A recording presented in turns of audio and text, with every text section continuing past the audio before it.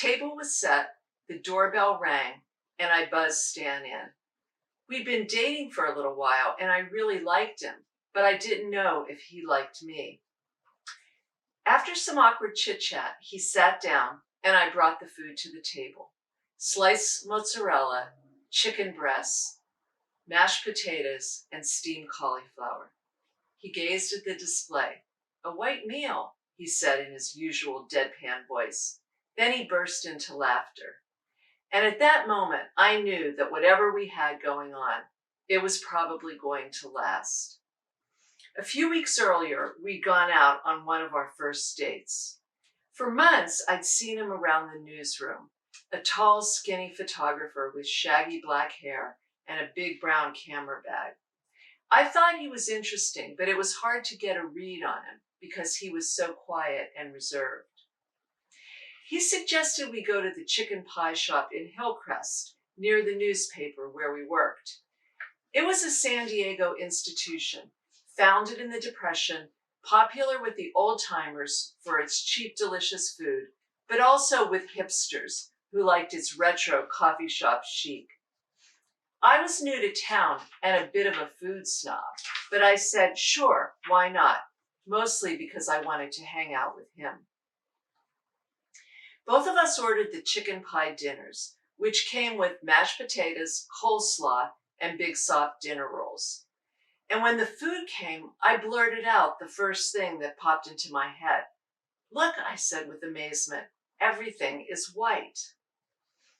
He was astonished too, even though as a native San Diegan, he'd been eating there his whole life. Maybe it took a newcomer to notice the obvious, but it's all we talked about for the rest of the day, and it's what inspired me to invite him over to my apartment and make a white meal of my own. After that, we did everything together. We drove up to LA to watch Wayne Gretzky play hockey. We drove down to Ensenada for Pacific lobster dinners. We flew up to San Francisco and stayed in a Basque boarding house in Chinatown, so we could show up early the next day for dim sum.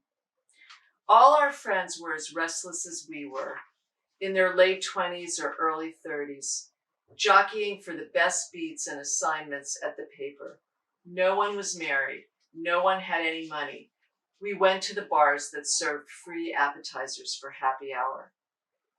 All the while, Stan and I were both doing tryouts at better newspapers in bigger cities because we were dying to get out of San Diego, which we considered a provincial backwater at the end of the continent, where nothing important ever happened, and the two big stories were SeaWorld and the San Diego Zoo. We never talked about what we'd do if only one of us got a job offer, which was exactly what happened to Stan. Eventually, after some agonizing, I quit my job without a job and moved to New York City with him. All that was more than 30 years ago.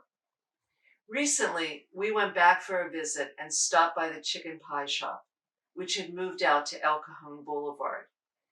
Ever since we'd landed in San Diego, I'd felt that the picturesque city I'd once known had disappeared.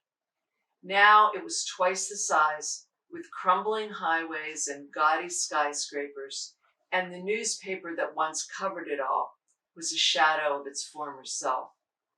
Thankfully, at the chicken pie shop, nothing much had changed. The pies were still filled with chunks of chicken and turkey and gravy, and served up with mashed potatoes, coleslaw, and big soft dinner rolls. And except for the tiny flecks of grated carrots in the coleslaw, everything was white.